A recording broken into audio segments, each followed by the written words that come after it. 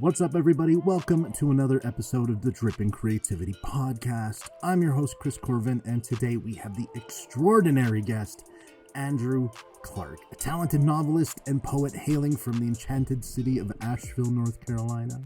We are going to cover his literary journey, starting with his debut poetry collection, Jesus in the Trailer, to the highly anticipated upcoming novel, Where Dark Things Grow. Now, I had a whole lot written here about Andrew, but I wanted to take a second because he caught me off guard at the end, and said some extremely nice things, and I don't know how to handle that.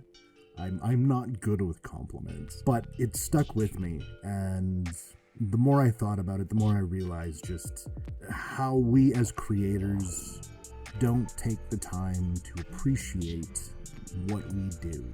It feels amazing when you just stop and think about it. So, Andrew, thank you so much. I don't say this lightly, as many people who know me can attest. I respect you on so many levels. You are an amazing, amazing man, and I am very thankful to get to know you. Now, with that mushy shit out of the way, before we dive in, make sure to subscribe to Dripping Creativity wherever you happen to be listening to this. It goes a long way to helping us, and I appreciate it a lot. All right. Now, let's get right into it with one of the coolest men I have ever talked to. Andrew, why don't you tell us all a little bit about yourself? Yeah, so Andrew Clark, I'm a novelist and poet. I live in Asheville, North Carolina area. And my first book came out in 2019. It's a book of poetry called Jesus in the Trailer. And then I have a novel coming out in September called Where Dark Things Grow. It's a novel of magical realism, Appalachian Gothic vibes. I love all those words. That's fantastic. Let's actually just roll this all the way back there to your early influences growing up in North Carolina. How did the kind of culture and everything there influence your writing style and all of that? So I think one thing that happens with a lot of Southern writers is religion is kind of interwoven in the work, particularly us Gothic writers. And so for me, I grew up in a very fundamentalist faith that obviously I've moved on from as an adult, but there's sort of this notion of constant battle of good and evil. And so everything that happens in life, you sort of translate through that lens. You kind of see the world through that lens. And so I think that kind of is an influence in my writing. And for a long time, I tried to sort of reject that. But then something sort of magical happened. I was like, yeah, I'm just going to go there. And so that's a big influence. I think, again, most Southern Gothic literature has that sort of, cry out to the church or to that faith tradition, where in the South you drive down old country roads and you can't throw a rock without hitting another church, right? So that's a big part of it. As far as influences go, I have a lot of different influences, but I think one thing that happened to me as a young reader is reading fantasy books. So books like Tolkien, C.S. Lewis, things like that. Those were sort of magical to me when I was young. And then somewhere, I think I was a senior in high school, somebody gave me the complete Langston Hughes. So it's like my birthday. And a friend of mine gave me the complete Langston Hughes. And so I'd always kind of shied away from poetry because, to me, it was like sonnets, Shakespeare. That's what poetry was, right? So reading Langston Hughes is like he writes in his vernacular, right? And of course, his vernacular is, New York, Bronx vernacular. But I was like, I had this appreciation for the fact that, it didn't have to sound like Shakespeare. So that got me to writing poetry. So, in college, I was writing a lot of poetry, and it's kind of been, part of my life since. And then as far as other influences, I love a lot of the realistic fiction writers that we have. We're kind of blessed with a plethora of those in the South, but like Ron Rash is a big influence, Western North Carolina. We have great writers all over the South, Silas House in Kentucky. So really, really great Southern writers. But I also was drawn to the magical realism of Murakami or Garcia Marquez, right? and Salman Rushdie, things like that. So what I kind of see the magical realism is this merger of the realistic with the fantastical things happening, right? So with Tolkien or with fantasy, we're actually world building. We're creating like a whole other world, whereas Gabriel Garcia Marquez is writing about his native country and magical things happening within that setting. Same thing with Murakami in Japan. So it's a very realistic setting. You're on the subway, you have all these things that are part of his landscape, but then he brings in these sort of magical elements, whether it's ghosts or talking cats or whatever else he does. So those are kind of like, I guess I'm a kind of an amalgamation of all these things that have sort of influenced me. And so in my work, there's a realistic setting, which is so far has just been the Southern Appalachian Mountains and magical things happening within that setting that are kind of disrupting the way people see things. And with that religious overlay, it's like when these magical things happen, folks have an answer because there's, of course, good and evil. If something bad happened, Satan must have caused it. If something good, then God, right? So that's kind of the again, amalgamation of a bunch of different things that have impacted my work. That actually is a very in-depth and descriptive thing. I loved that. That was great. So your family has been in North Carolina there for a very long time. Yes. Has that impacted your creative process in any way? Like, have you actually had to step outside of your community to really get all those other influences that you've managed or mentioned, or has that just kind of all been part of your community growing up? Yeah, I mean, my family settled in Western North Carolina, really the Barnardsville area, which is just kind of northwest of where I am in Asheville.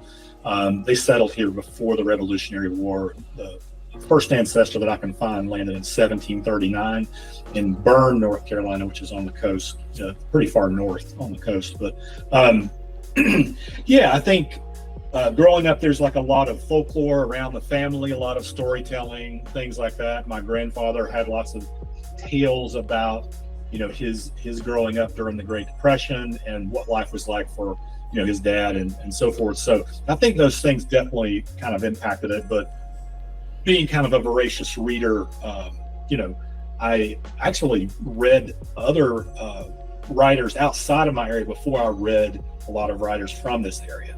And I think it was just because those were more in the popular culture and particularly trying to appeal to like a 12-year-old mind, right? So again, with Tolkien and C.S. Lewis and things like that, that was just accessible to me and fit with my other interests like Star Wars or whatever the case may be. So yeah, I think it's a big role in kind of like telling a story of the people, but then maybe going outside of it helped me find the love of it, if that makes sense. No, it definitely does. I mean, that's one of the easiest ways I've learned to appreciate the things that I've learned in my community is by seeing how others are doing it in theirs and realizing what is magical about my own and embracing that. So yeah, no, that's fantastic. Let's kind of roll right over into education there. What is the MFA? Yeah, so I have a Master of Fine Arts in Fiction Writing from Converse College. So that is in upstate South Carolina. Great program if anybody's thinking about doing that. And then I also have an MBA. I did work in finance for a number of years and still kind of work a corporate gig to sort of pay the bills. And then I have an undergraduate degree in English literature. That's a lot of schoolwork right there. Yeah, I love school. Like, it's like people always make those memes on the internet. Like, if I won the lottery, there would be signs, and they show pictures of Corvettes and stuff. I would probably just like keep going to school just because I like it. I like the experience of it, and then kind of when you do things like the NFA, they have residencies where you're there for 9 days in a row. Because I did a low residency program, I wasn't living there full time, and so you kind of immerse yourself. And so I think if I won the lottery, I'd be immersing myself in those kind of spaces as much as possible, whether it's, again, fiction writing or poetry writing or whatever the case may be. I'd find something to do that. There's one in France. Okay, I won the lottery. Let's go to France. That's what I would do. That's a fantastic way to spend your time. Mm-hmm. So then with because myself, not huge into school, love learning, love studying everything, but the actual structure of school, it always bothered me. With your schooling and all that, and your love of that, have you found that's impacted how you go about creating and doing your writing? Like, is it more structured than you find other people? Let's talk about your process. Yeah, I don't think so. So like a lot of people will ask that question, like, do I need an MFA to learn how to write? No. And I think, depending on what you want to write, I could, if you're writing, Southern literature, I would say like read Taylor Brown. And every time you read a Taylor Brown book, you are going to go to school, right? If you pay attention to what he's doing. And so what I would say about the benefit of the program was that it accelerated my development. And by that, I mean, I was already in the sort of headspace. I was reading as much as I possibly could. I was reading, books on craft and things like that. But it would have taken me longer to develop as a writer if I hadn't done it. So I'd say that's the benefit, really. You can structure your own MFA. You can do your own thing with studying writers that you, connect with, and art, general that you connect with. And then I do think one thing that's really critical to that process is developing like a great group of critique partners. So, I meet a lot of writers on Threads or, Twitter or whatever, and some of them don't have that critique partnership. And so what I think you need is people in your corner that you trust completely to tell you the truth, right? And so, and I don't mean like just tear apart everything you do. So a good critique partner is 100% invested in your success, right? So if I take on, hey, Chris is going to share something with me and give me the honor of reading that work, like my whole goal is to make it better and to see you be successful. So it doesn't do me or you any good for me to tell you everything wrong with it, right? Well, I didn't like this, I didn't like this, I didn't like this. Who gives a shit, right? There should be this like move toward how do we actually improve it. So I would say absent like, or one thing maybe I learned in the MFA program is like a structure for what critique could look like and what a workshop, or a critique session could actually look like. You don't have to go to an MFA to get that. You can read about it online today. You can find 3 or 4 different ideas about what this could actually look like. But I do think writers need that. I completely actually agree with that, to the point where it's something I have been doing recently with a couple writers there, where it's like, I'm a firm believer when it comes to reading something. It like if you were to present me with something and say, hey, can you take a look at this? I am not going to tell you what's wrong with it. I'm going to tell you what I loved, and then I'm going to say these things right here I think could use some clarity if you wanted to go that route, because that's the approach. The approach is never to tear down the work. The approach is always, hey, as a reader, I didn't understand X and Y here. And have you thought about trying Z, right? So it should be more suggestive, should be more, again, kind of a positive relationship.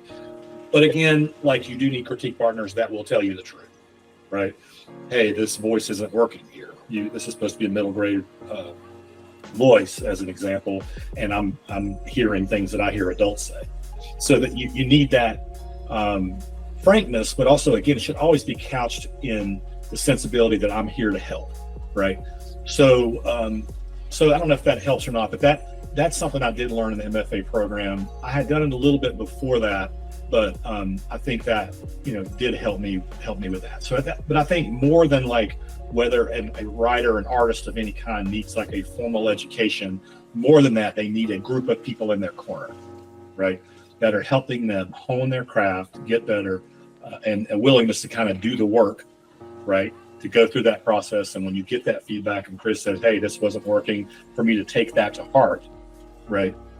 And there are things that sometimes in a critique group that you need to stick by your guns, that no, this character would do this dumb thing that you think they wouldn't do. Like, that I just have to stick by my guns on this. So you learn over time and gain confidence in the sense that you're not like this movable ship, But when you've got three critique partners, they all have a problem with a scene, there's a problem with the scene, right? If you trust those people, if you connect with their work, if you think they're talented writers, there's something wrong. And so then you have to be willing to do the work to say like, hey, I was ready to send this thing out on submission, and now I've got to stop and rewrite it all, right? You got to be willing to do that work. And so I think it is a really important part of the process to have those people. Definitely. So the one thing I said, definitely, I've been trying to cut back on the amount of times I say definitely. I could do a whole drinking game and just have people floored halfway through. Anyways, I love it. We all have a tick. We have ticks in our speech. We have ticks in our writing. It's just one of the, it's my go-to word is just definitely. Yeah. But anyways, before we move on from this topic, because I do love this, and I want to do a roundtable on this subject specifically at some point. But one of the things I've noticed a lot of writers have issues with is finding those people. How do you feel it's best to create that inner circle of your writing people? Well, it is hard. It is difficult. And I don't think people that you're in critique group with need to like write in your exact genre and be just like you and all that kind of stuff. Although it can help. You know, for example, I was asked to be in a critique group one time where everybody was writing suspense thrillers. And I love to read those, but I've never tried it and I don't know much about it. And so I declined that offer because I thought it was just too different from what I was. They were reading things that were different. I'm reading horror and Southern Gothic, and they're reading, you know, these sort of like high concept thrillers where there's an intricately, you know, sort of laid trail of breadcrumbs for you to follow to figure out what's happening, right? And I'm just like, I don't know that world. So I don't think they need to be in your same genre, but they should be writers you respect.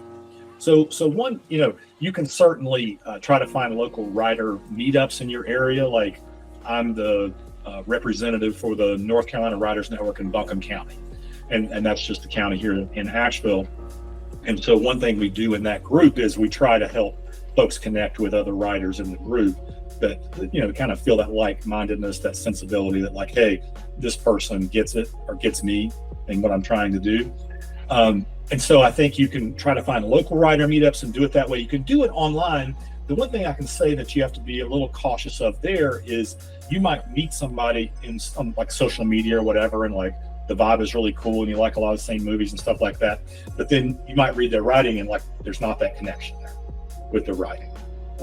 And so, you know, if you want to approach someone that you meet online and you don't have this opportunity to meet them in person, I'd say buy their book, read their book, and just kind of get a sense like, hey, this person can help me, right? Or this person, like, I really dig what they're doing. I think they're talented. If you don't connect with the book, if it's not your kind of book, not your kind of voice, and I'm using that language rather than saying like, you know, it's a bad book because I don't like that language, but it's just not, it doesn't speak to you and you don't respect the writing, you can't be in a critique group with them, right? You guys are going to be on different wavelengths. And so, so I think you can meet folks online. You can put out there to the universe, hey, I'm looking for a critique group, see who pops in. But you do have to be guarded about who you let in the critique group with you, okay? That is very, very important. So by that, I mean, again, you could have like somebody you connect with on social media and like, we have this great vibe and like, I don't want to say no, I don't want to be that guy. But if I read their writing, it's like, it doesn't speak to me, it doesn't work for me. Or in a critique setting, I figure out pretty quickly that they're not going to be able to help me. Their feedback is not useful to me. Then you can't stay in that group. Then it becomes a toxic thing where, you know, there may be criticizing your work and not giving you, again, ideas how to improve it or whatever the case may be. So you have to be able to cut bait, as we say in the South, and that's just, you know, let go of that toxic relationship and move on. So there's lots of ways to find those people. If you read people that if you read books that you really like, there's nothing wrong with reaching out to those folks. I think you do want to find folks somewhat similar in your journey. Like, I don't think it would have made sense for me when I was just starting out to like reach out to somebody, you know, who had 10 books out, and won all these awards. You know, yeah, they could help me a lot, but could I help them? Probably not, right? So I think the idea is that it should be somewhat reciprocal. I can bring something to the table for you. You can bring something to the table for me. It's honestly, it's a lot like finding a partner. It's you don't want to rush in to the first ones you come across. You want to actually take your time and do it right. And if you're not in the right headspace, maybe it's just not the right time for you to do it. And yeah, because the last thing you need is somebody that comes in and acts all high and mighty and destroys your work. I mean, I've seen that set back so many writers and artists. Devastating. It's heartbreaking to see happen. And it's like, no matter how much encouragement they get, it only takes one person to destroy you. Yeah, and I would say that person is not a critique partner. They are a critic. Yes. Okay. Anybody can read something and say, well, this is shit, or I don't like it, or whatever. But again, if I'm your critique partner, if I've taken on that relationship, if I've agreed to that relationship, then I have agreed to like help you make the work better. And I'm invested in that. And so nobody needs a critic. The other thing, while we're on this topic, I would say that is a pitfall a little bit, I think, of new writers is trying to set up that critique network or the critique group before they have done like the drafting they need to do. Does that make sense? And in other words, if I have just started chapter 1 of this novel and I'm like, hey, I want you to help me critique this novel.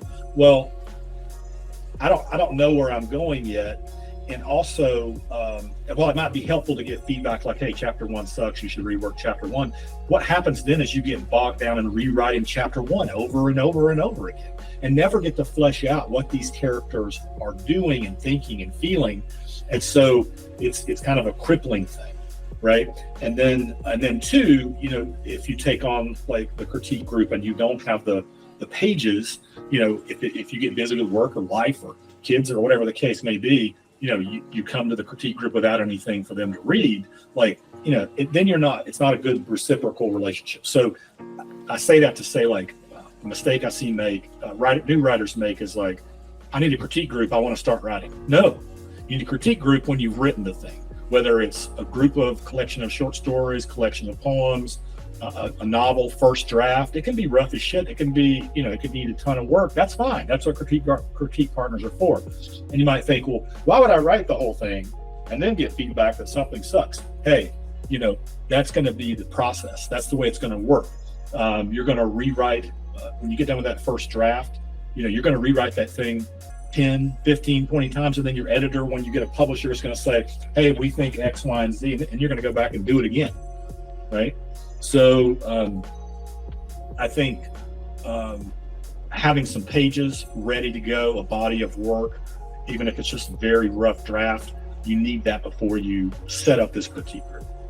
I could not agree more. That is the one thing I've seen happen more than anything else is, can you take a look at this first 3 chapters? Like, oh, okay. Well, what do you think? What should I change? And it's like, just write the whole thing. Just do it all.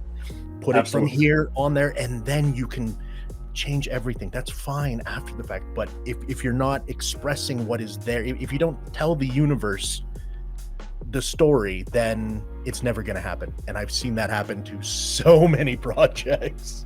Yeah, and I think you know, sometimes as we write, we have epiphanies, right? So you get to a certain, maybe it's halfway through the book, and you're like, holy shit, this character wouldn't have done that thing that I had them do in the first third of the book. Well, now I've got critique partners that weighed in on that, and they have that inclination of this is the way this character was, and I've steered them a different way. And so, and again, it's okay if you need to go back to critique partners and say, hey, I figured out, you know, Joe kills Bob, and that's, you know, that's, I didn't realize that was going to happen or whatever. That's fine. You don't want to be rigid or stuck to the initial idea, but I do think you need some pages before you look for the critique partner. Completely agree. Okay, let's now turn and focus on you for a bit, and talk about poetry versus prose. How did you kind of navigate the transition there from a poetry collection and then now your debut novel? So I started writing poetry first, so it's kind of like a first love, if you will. Again, connected to you know, some of the poetry that I saw out in the world, particularly when I found voices that were Langston Hughes, that were like, you know, writing in their own vernacular and things like that. And so I kind of started with that and fell in love with like the structure of a sentence.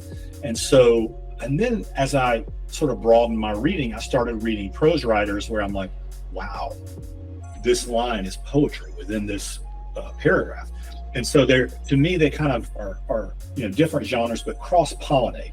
So a lot of my poetry in Jesus in the Trailer is a poem that it almost could be a piece of microfiction, like it has a narrative arc, right? We have movement of the character. Not all of them have that, but a lot of them do. And so I like story. I like storytelling, but also love language. And so to me, they kind of cross-pollinate with each other.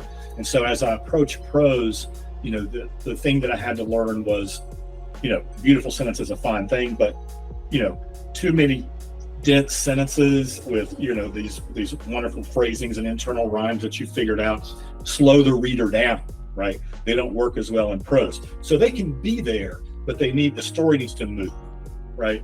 And so it is a different animal than poetry, but I think there's wonderful, again, cross-pollination. Again, I mentioned Taylor Brown earlier.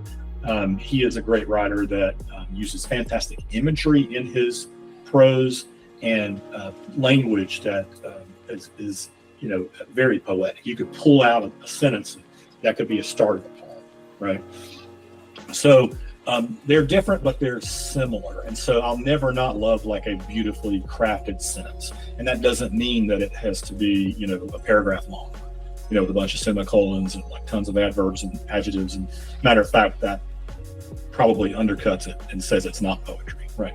But I don't envision a time where I won't write both. I am working on a second poetry collection, but it's kind of slow going because the novel coming out, and I also have a loose sequel to that novel coming in the fall of 2025. So I've been in the editing world for quite some time, and I will be for quite some time. So some of the other projects, a third novel and a second poetry collection, are kind of, have to go on the back burner for a little bit, and that's fine. That's fine.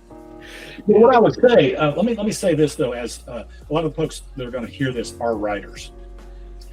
A lot of prose writers could benefit to reading poetry, to benefit from reading poetry, and there's a certain beauty in saying things a little bit differently than maybe like the common phrasing we would all use. So I think Emily Dickinson called it, says like, tell the truth, but tell it slant, right? And so poetry gives you kind of this, if you read good poetry, and that's kind of subjective as well, but if you read good poetry that speaks to you, it can tickle something in your brain as a prose writer. A writer that I admire, David Joy, says, for God's sake, read poetry. And you think, well, he doesn't write poetry. Why is he saying that? There's something about the language. At my MFA program, there was one of my mentors is Bob Olmsted, a fantastic writer. Everybody should read his work. He also has a great craft book as well. But he says what he likes to do with his, not every sentence, but sometimes take a sentence and he calls it bend the line. Say it in a way that is not rote, that is not the way that we speak it.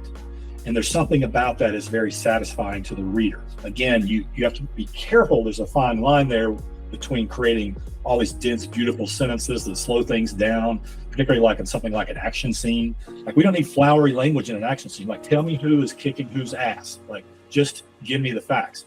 But there can be moments when your characters, maybe after the fight, and they have to reflect on their lives for a moment, where you can, again, sort of suspend or say something a little bit differently, and that can be really impactful for the reader, satisfying for the reader.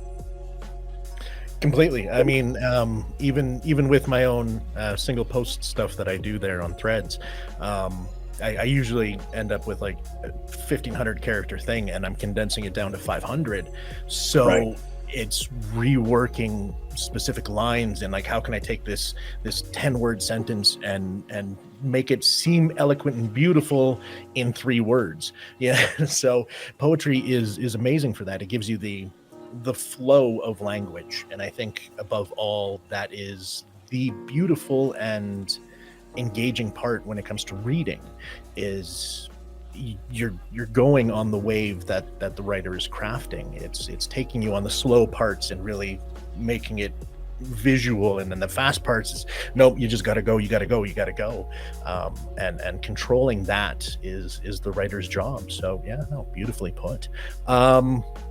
Let's talk about horror and magical realism here, and more about your upcoming book. So dive in, tell me about the book.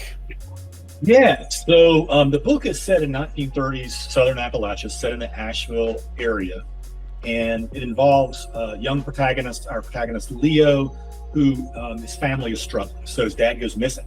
So one of the things we're tasked with early on is like he has to try to find his dad. Along the way, the family's kind of falling apart. The church turns its back on the family. Mom's going a little bit, she's kind of losing it a little bit. She's struggling with mental illness, and she has a hard time feeding her kids, right? Because there's not a way for a woman to sort of be a breadwinner. And so, when dad goes missing, the family struggles immediately. So Leo is very angry at the world, is very angry at the folks turning their back on the family and so forth. And in this sort of state of mind, he discovers a magical wolver. So this is a wolf that can stands as high as a horse, but can stand on its hind legs and so forth. Comes from Scottish folklore. And he discovers that he can control this. And initially he starts out, wanting to do good. I want to feed my family, take care of things. Then he's like, you know what? So-and-so didn't treat us good.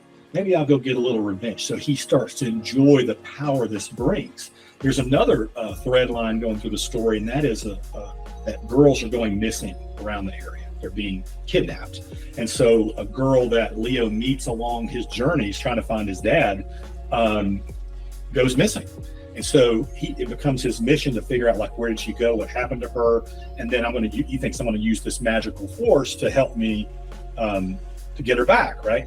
And so along that journey, he realizes, he starts to wonder, am I in control?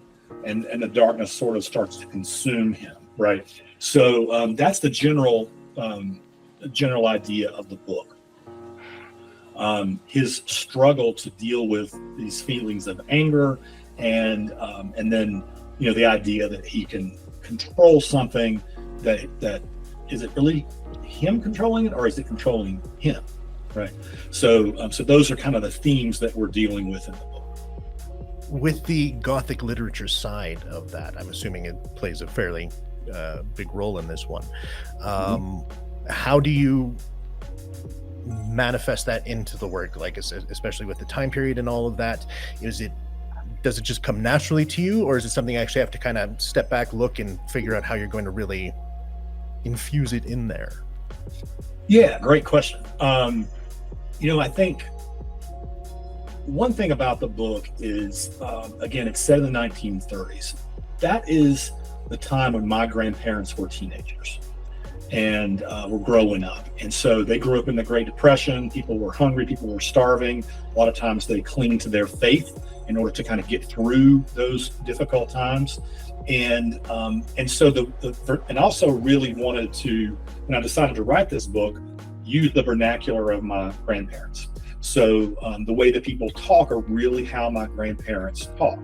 And that is different from how someone from Southern Appalachia speaks in 2024, right? It's a different voice. And so initially I had the idea of a short story that was just going to tell a little bit about some things that my granddad said happened to him, and then it grew from there. But that upbringing that I had, sort of, even though the vernacular might sound different, somebody in 2024 uses different language. We're obviously exposed to more popular culture and television, so we lose some of the phrasings and things that our ancestors gave us. But that religion is still very much alive here. And so in my book, these magical things are happening. The characters are trying to couch them in that worldview that they have between good and evil. And so they think that the bad things happening are because, Satan is acting in the world and things like that. And so to me, that's kind of what Gothic literature is trying to do, is sort of reckon with that religion and then go to the darker places. So there are shapeshifters in the novel, there are ghosts in the novel, and then again, there's some magical creatures that seem to give you an element of control over them, but then maybe it's not what you think it is. God, I want to read this book. Okay, so that actually goes very nicely into the character side. It's one of the things that I love talking to writers about is how do you develop your characters? Is it something that you are just kind of looking to fill in pieces that you want for the story? Do they come to you fully formed? Talk to me about how your characters find you. Yeah, so the main character in the book, again, trying to think through like that, wanting to recapture something of that voice my grandfather had. He lived until 2012. We lost him in 2012, but wanting to capture some of that. So a few things that happened to Leo, my main character, when he's young, actually happened to my grandfather. And I remember when I had critique folks who read it, they're like, that couldn't happen. I'm like, it happened to my grandfather. An example is in the story, Leo's dad, before he goes missing, takes Leo to a brothel. And he has to like hang out in the lobby while dad does his thing, right? And so you think like, well, holy shit, that didn't really happen. Well, it happened.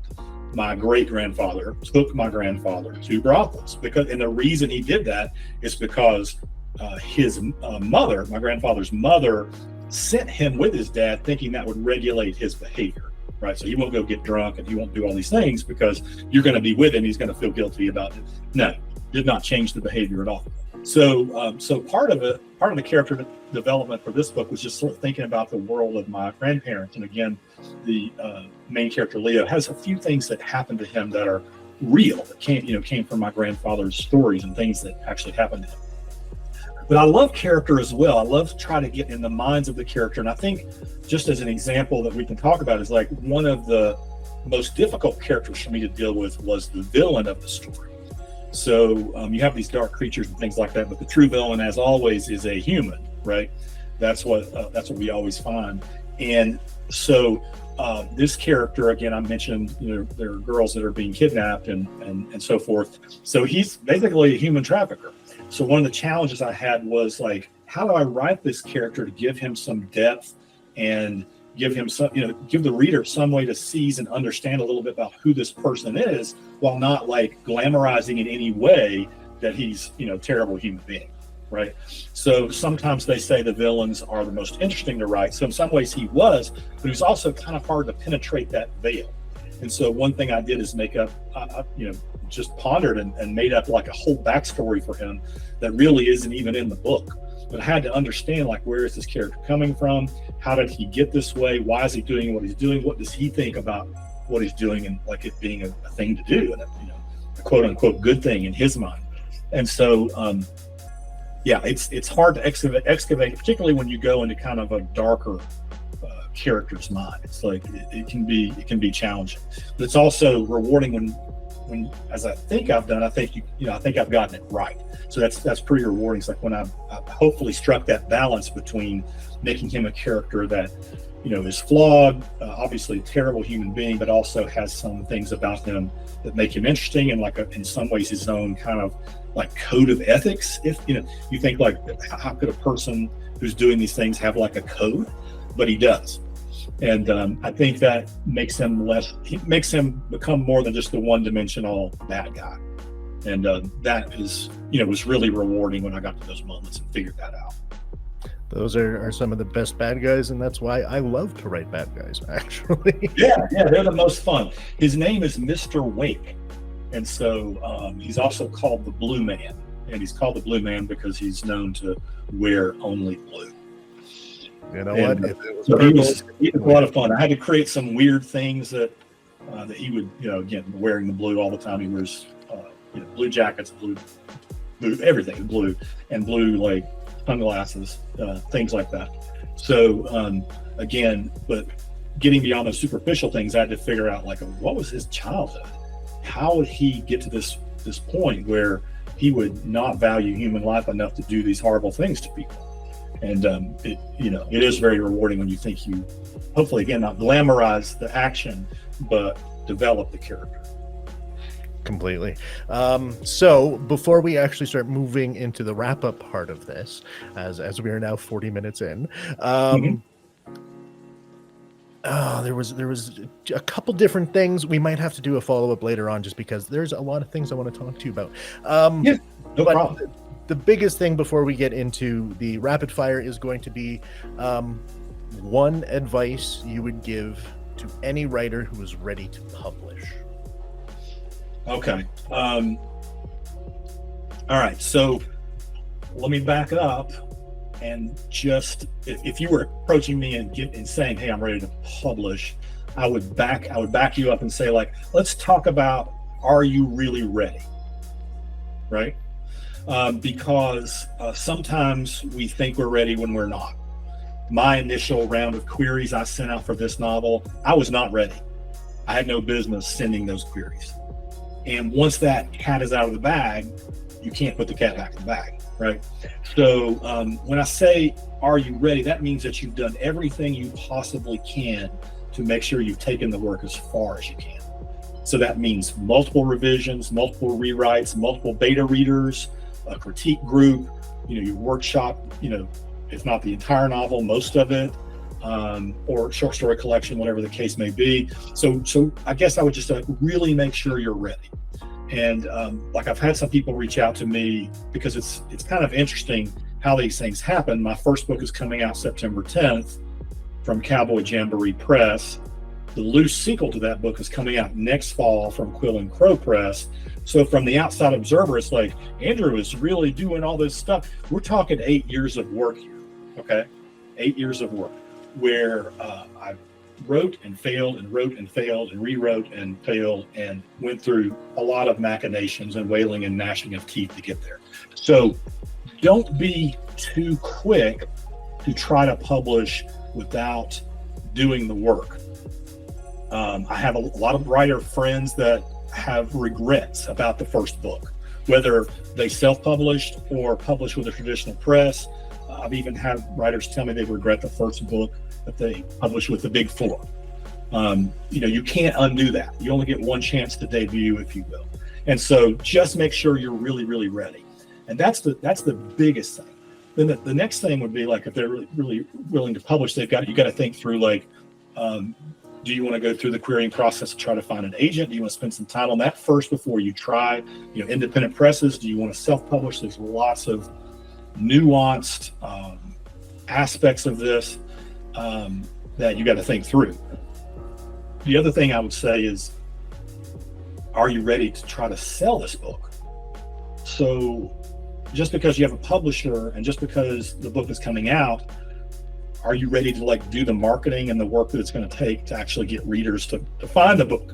And that's a commitment. I mean, some people love the writing of the book and they want to, like, okay, I've released it and it's gone now, right? It's out in the atmosphere, and, like, not do things like I'm doing today, sitting down with you, not try to set up readings at bookstores, not try to do signings at bookstores, or whatever the case may be. So that's another part of it.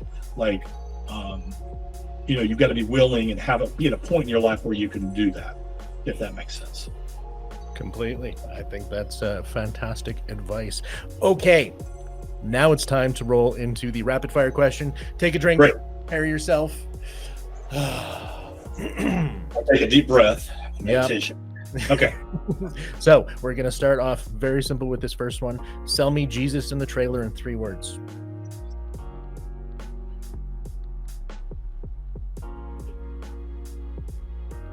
Love, sex, and death. Perfect choices. I love that. Sell me where dark things grow in 3 words. Different 3 words. Yeah, that's the hard part.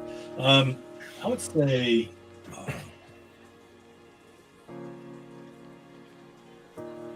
Appalachian Gothic horror. Simple, to the point, and you know what? Everyone gets it. I dig that. Who won the poetry battle on Threads? Well, clearly I did, but Nicole is very, very talented, so she's a real close runner-up. I just had a conversation with her about a week ago, so she's great. No, she is brilliant. I can't wait to see what she does. She's a very talented writer, can't wait to see how her poetry develops and where she goes. I actually think that is how I was introduced to both of you, was through that one. All right, now we get into the other stuff here. Yes. Favorite horror movie or book? You only get one. Favorite horror movie. Okay, so the movie's easy. That's The Witch. That's my favorite. Unbelievable. Favorite horror book is tough. I'm gonna say, that's an ever evolving answer, but I would say everybody should read The Boatman's Daughter by Andy Davidson. Fantastic book. It was a comp that I used for Where Dark Things Grow. The sensibilities are very, very different story, but sensibilities are there. But everybody should read Andy Davidson, 100%. Perfect. And out of all the various numbered journals and things that you have been published in, what is your favorite one? That is probably, I can't disparage any of them, but probably like one that I love to read front to back is Coffin Bell. And the reason is it's all horror. And a lot of literary journals have they're sort of topic agnostic. Sometimes they have themes and things like that. Like I love Rattle and Sequestrian because they have themes. But sometimes it's like you're on one poem that's about like someone's father struggling with dementia, and the next one is about like childhood. And so sometimes the themes can be so disparate, and that's okay because I can read a poem and like set it down and come back, whatever. But to just pick up and read all the way through, Coffin Bell would be probably the one I would mention. Perfect. Are you a morning writer or a night writer? I am more of a morning writer, particularly when drafting. I can edit anytime, so I can take like the dribble I wrote yesterday and work on that any time of day and polish sentences and make things better and stuff like that. But the morning is when I do the best drafting. Okay. Are you a coffee or a tea person? Coffee, 100%. Although I do like green tea. That's right. It is second fiddle coffee all the way, man. I don't care. Favorite place to write? Favorite place to write? I have been getting out of my house more to write recently. I think that's because in September of last year, I started working from home. So my writing space became where I was doing my working space. And so I've felt the need to get separation there. So I go to like one of the local coffee shops to kind of, especially when I'm drafting. Again, I can edit anywhere, and I like the big screens and everything at home to edit. But when I'm drafting, I need to the phone's got to be put away. I've got to have noise canceling headphones on. I've got to get in the zone, and it helps to have the laptop with just that tiny little screen, and I'm more productive there. Excellent. Biggest writing pet peeve? Biggest writing pet peeve? Myself or others? Whichever comes in your head first, man. I think one pet peeve that I have, and I was very guilty of it, so it's not one of those situations where I'm casting stones when I have not sinned to myself, but positioning words. So I think particularly new writers want to draw a scene for us. So there's a lot of Joe turned and faced Sally, and Joe turned to the wall, or stood and blah, blah. So there's a lot of positioning words happening. And sometimes the positioning is really relevant, right? If I turn my back to you, I'm dismissing you. So in that case, maybe it should be there. But I sometimes I'll read, for critique partners or whatever, even big four published books, and it's so-and-so turned so-and-so, and then she stood and did this, and it's we don't need all that, right? You're taking me out of the action with too much of that. Unless that action, that positioning is really important to the story, don't bother. I'll draw it in my head. Just keep going. Tell me what's happening. I honestly think that one is one I never thought about before, but I completely agree. And that's coming from the filmmaking side of things, where with blocking, it's the reader. Very important in the script. For sure. But as a novel, it can feel, it's very cluttering, and I used to do it all the time. Every time I was always telling you where they were standing. She stood in the corner. okay, sometimes that's relevant, and then sometimes like the reader really doesn't give a shit, and if you just like keep going with the action or the dialogue or whatever's going on in that scene, they'll draw it in their minds. It's fine. You don't have to do that. That's exactly it. This one's going to be interesting. Favorite word? Favorite word? There's a lot of them. Oh my goodness. Maybe I'll hearken to my Threads persona and say reddish. Ooh, solid. Reddish. Yeah, that's a good one.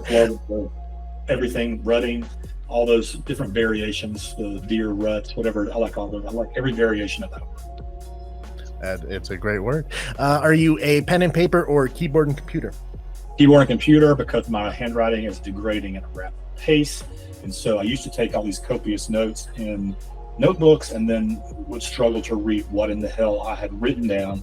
So now it's if I come up with have an idea and I'm somewhere, it's like I make myself an audio note or I type it into my phone, and then have to have the discipline to like go back and pull up those notes and do something with them. But yeah, I have to type. So again, what I would like to do is go to the bookstore, turn off the internet, use my laptop, turn the internet back on when I get home to sync it up and back it up and all that stuff. But I need that. I need blinders. I'm enough ADHD that, the two giant screens and my work computer over here, like, no, this is hard to work in this space. I get that so much, man. Yeah. Favorite quote you can think of, either by you or someone else, about writing? That is tough. I would say, I'm going to go back to what I said about Emily Dickinson saying, tell it slant. I love the notion of that. I also love James Baldwin saying, write a sentence as clean as a bone. And you can interpret that different ways, but to me, it's like uncluttered and gets to the heart of the matter. So if there's an adjective there, if there's an adverb there, like it needs to be there. It's not superfluous, right? It has a purpose. So those are some that just come off the top of my head. But I have to say one thing. My favorite. Okay, so if you came to me, it's like I need to learn how to write an opening chapter. The best opening chapter in all of Andrew, in all of the books that I've read, in my opinion, is Daniel Woodrell's Winter's Bone, the opening chapter. If you want to know how to set a scene in a brief few pages, tell us who the characters are in a brief few pages, it's a masterclass. All of his books, all of Daniel Woodrell, all of his books are going to school every time you read any of them. But so yeah, I would recommend everybody read that opening chapter and think about their opening chapter.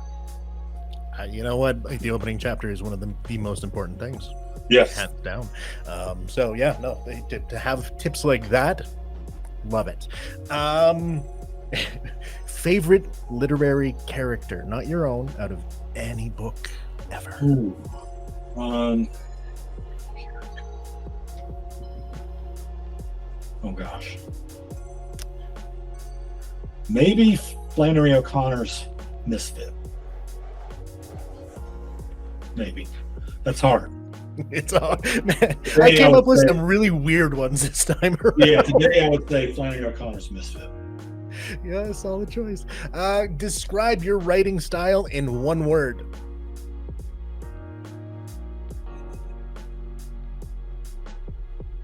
Poetic. Ooh, that was a solid, man, and that just brings it all the way back to the beginning of the conversation. Well, and honestly, I would like to say that that just came off the top of my head, but and one of the things you have to do when you have a book coming out is get other writers to hopefully say things nice about it. So you send it out for blurbs, and that word is the most common word in all of them. And I don't know if that's because I hope it means that the writing is truly poetic and novel, right? Again, without slowing the reader down and being flowery and all that kind of stuff, and not just because they happen to know that I wrote a poetry book before that. But even I think that's, from everything we've discussed here today, not only is it bringing us back to the top, but it describes everything that I've gotten out of you through this conversation. So it's the perfect word. You chose the perfect fun. And then very final question is, where can people find you? So the easiest way to kind of see what's going on with me is go to andrewkclark.com. You do have to do the K, but it's AndrewKClark. We do not have an E on our last name. However, my ancestors in Scotland was Clark with an E. So I don't know where along the line somebody was illiterate or something happened. We lost the E. So it's andrewkclark.com, no E. And so on there, you can see, links to Jesus in the trailer. You can see updates to what's going on with the novel. You can subscribe to my newsletter where I'm kind of just letting people know when things are happening. Like I'm doing a cover reveal on July 2nd and just letting folks know about all those different things. Absolutely perfect. So then the very final thing I need you to do is just say goodbye to everyone. Goodbye. Thank you so much for listening, and listen to all of Chris's other conversations. He does a phenomenal job. He's got some fantastic writers on here. So I really enjoyed the podcast. And as I knew I was doing this week, I listened every day to kind of like a different segment, and you do a really good job in like pulling out, bringing like the writer out of their shell, right? We're all somewhat introverts. And so I think you do a really good job with guiding the conversation. Also, I have to say, I don't know if you've been told this or not, and probably you have the voice for a podcast, like right off the bat. Like that's just a natural gift that you have. Like you could do voiceovers and commercials or whatever. Like you could sell cars, anything. It's a very reassuring voice, particularly in the car. Well, thank you very much. Yeah, no, that's years of training. Yeah. Good. But yeah, thank you again. I'll just cut it right here. Bye, everyone. There we go. And that is a wrap on episode 42 of Dripping Creativity. A huge thank you to Andrew Clark. You are a fucking gem of a human. I appreciate you so much. I really hope to continue to talk to you about all of your work as we go forward. It was a truly inspiring chat. Don't forget to check out Andrew's debut poetry collection, Jesus in the Trailer, and keep an eye out for Where Dark Things Grow. As always, thank you for tuning in and being part of the creative community. If you enjoyed this episode, please like and subscribe. Leave a rating wherever you happen to be listening. I've been your host, Chris Corvan. You can find me everywhere at Chris of the Void. This has been the Dripping Creativity Podcast. Remember, stay creative, stay inspired. Until next time, see ya.